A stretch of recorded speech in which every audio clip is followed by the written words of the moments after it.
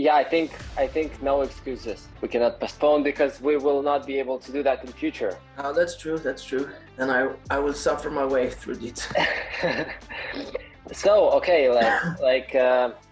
episode 1 of whatever that's going to be.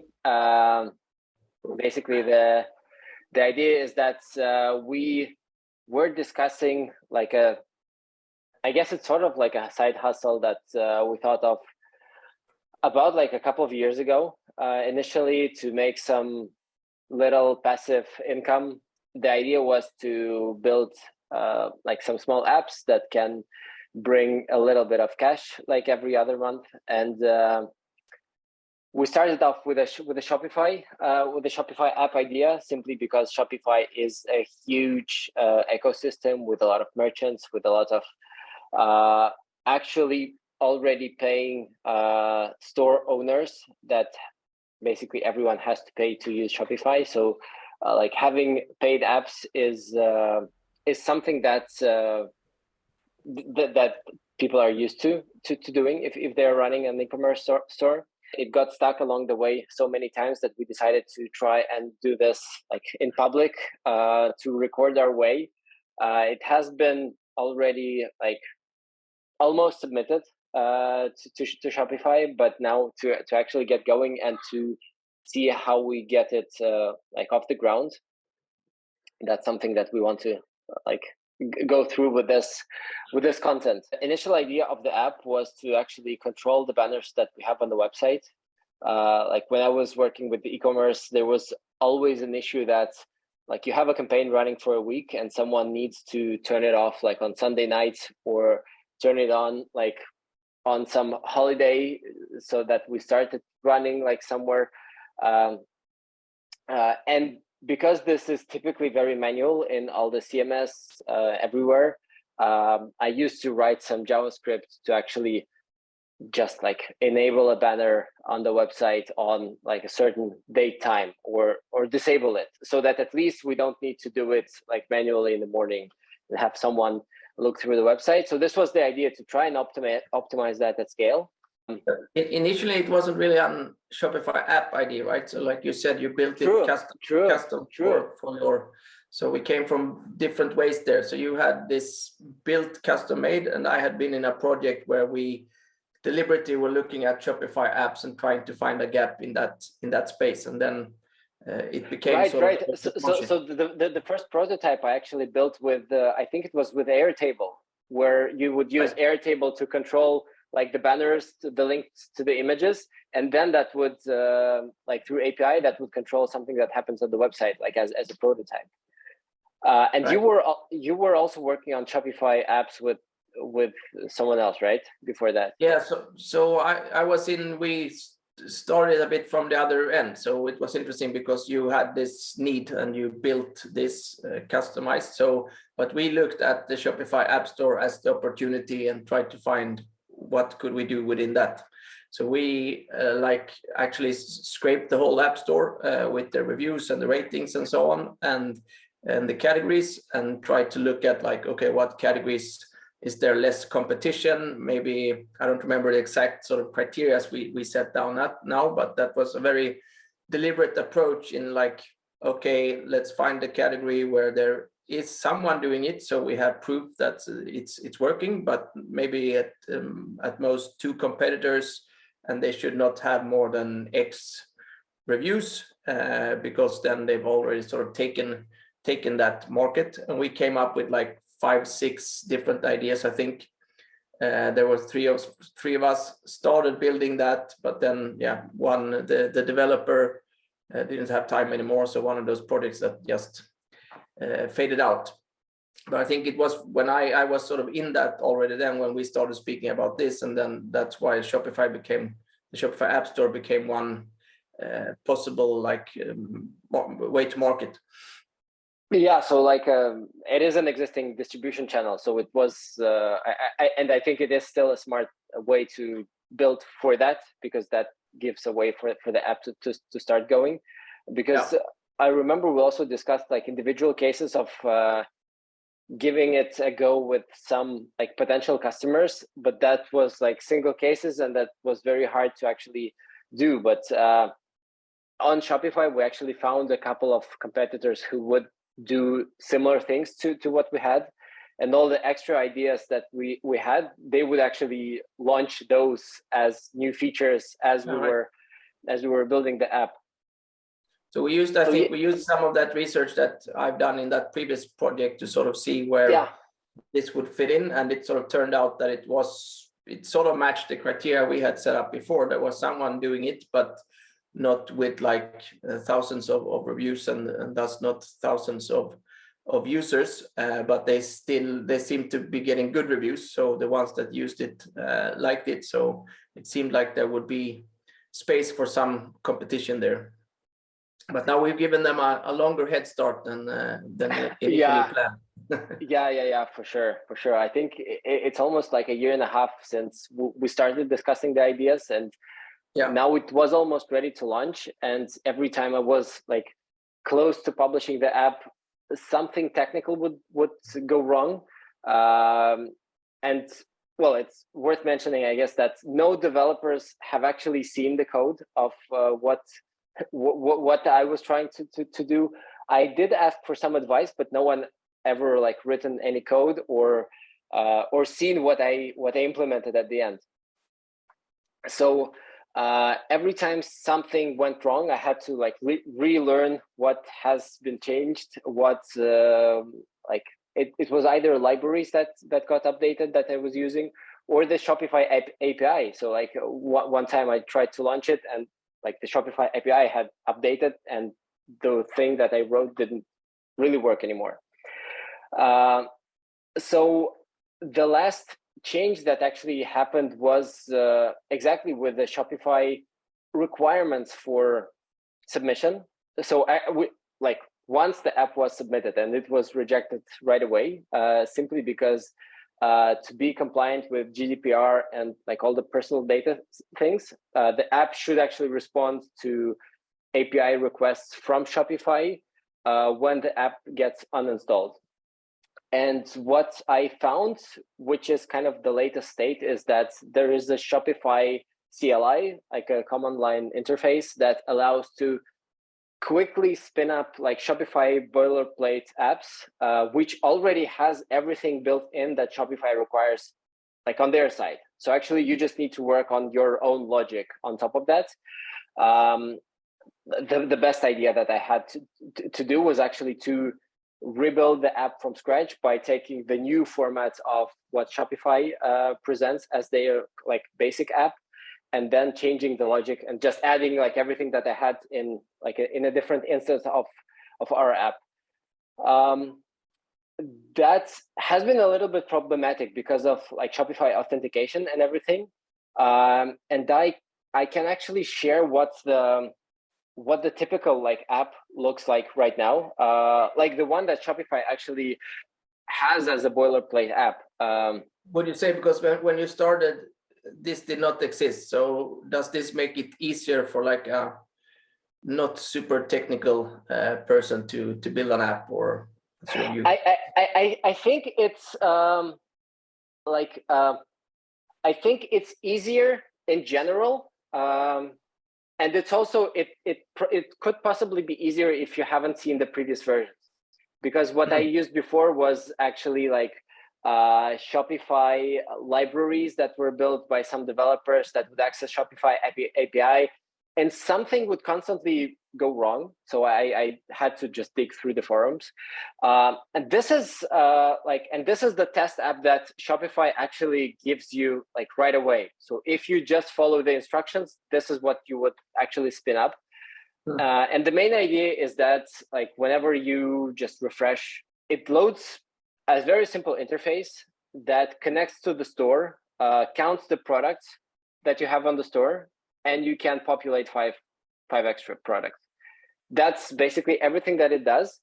And the trick is that there is nothing that is being stored inside the app, so everything runs just through Shopify API.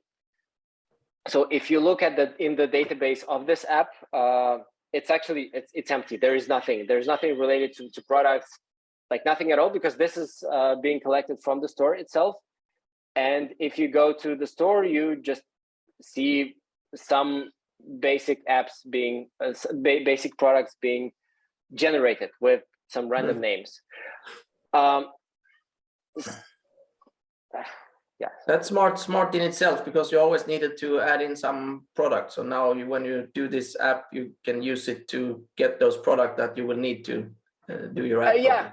Yeah. So I'm like, to have an example, I'm actually keeping this test app as a running instance so that I can compare. And basically the only thing I need to do right now is to actually get the interface from what I have built before for our app, get the databases, and connect to like all the authentication methods and everything that Shopify offers, like as this kind of boilerplate app. The main difference that I had a problem with is that previously, when you create an app and use like this Shopify library that they offer, is that basically the Shopify store, the merchant is a user, and this is kind of a simple to understand. You have a user of your app, and everything that you built inside your app is connected to this user. And in this new Shopify CLI, this actually does not exist, which is very weird. So they don't use the user instance at all. And what actually happens is that there is a session.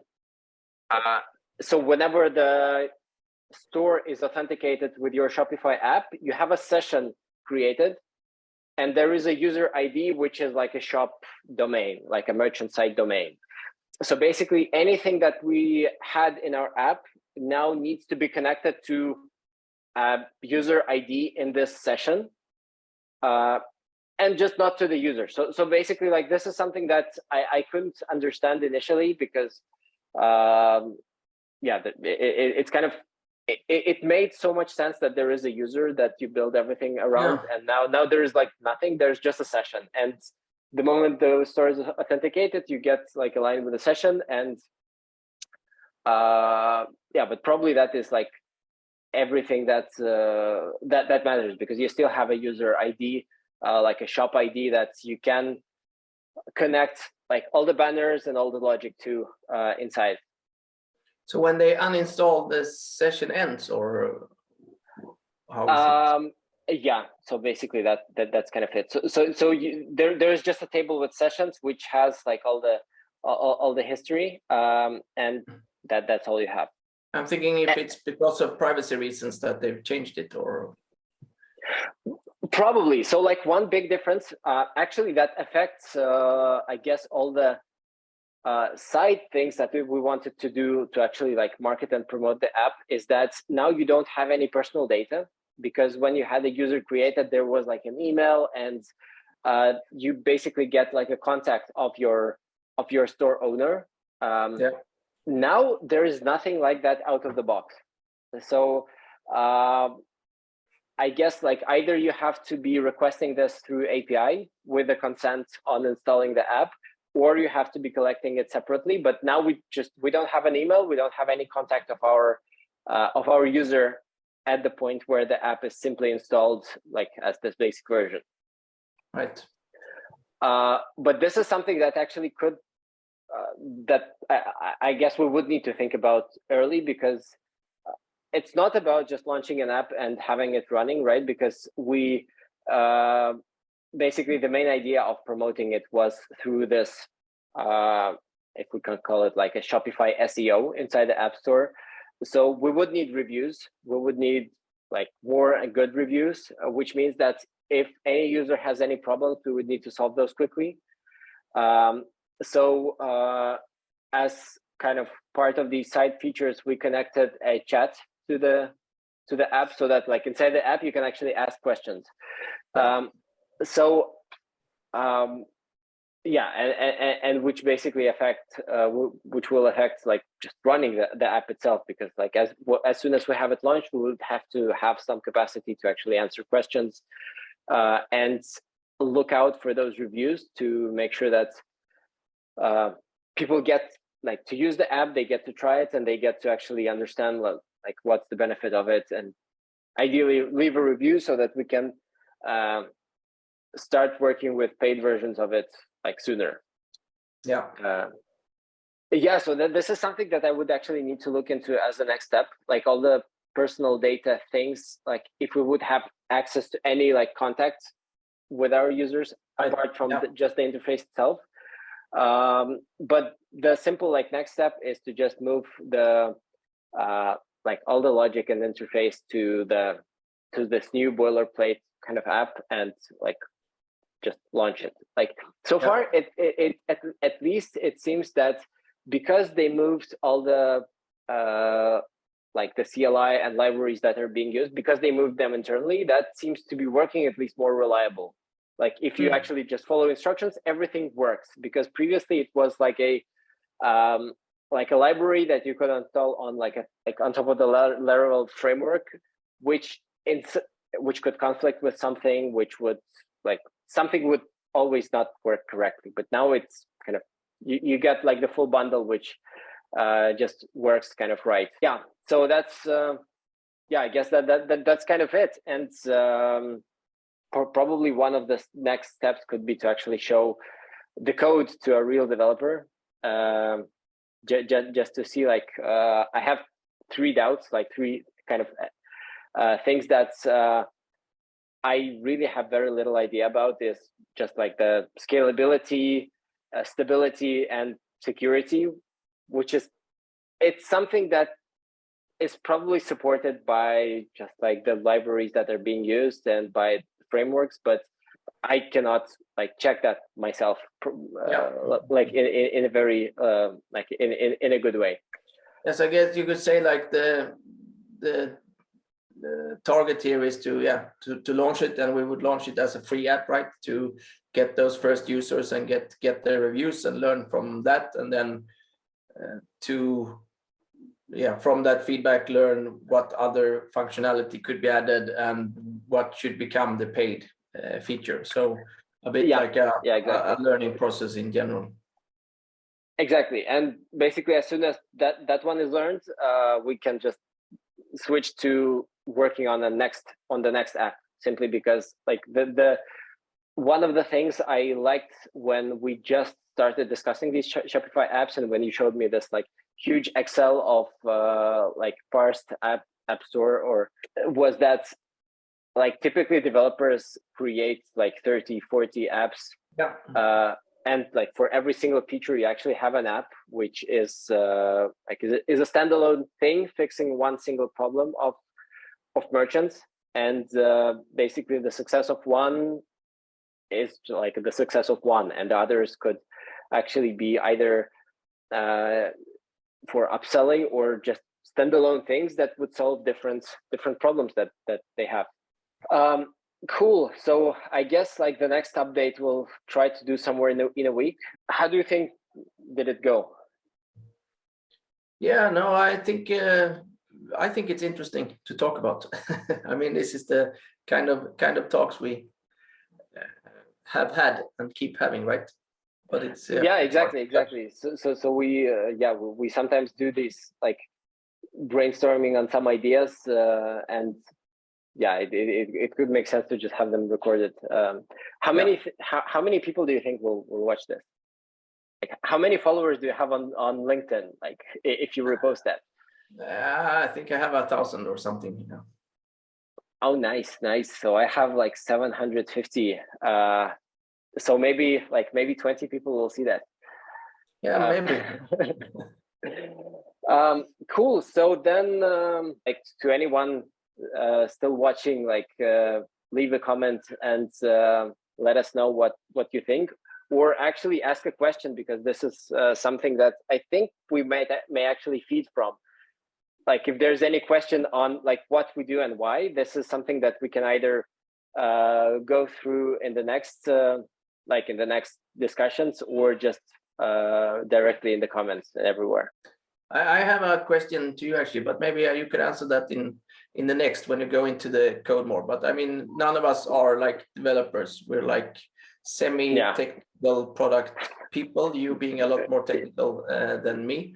But interesting to hear like how much or little technical knowledge you think you need to build on Shopify app, and a little bit more around like what is actually needed. But yeah, maybe you can go into that in the next episode or more technical. Yeah. I think maybe at some point we can go through like how much I actually spend learning to code, because I have started diving into PHP like 7 or 8 years ago already. So it's been quite some time.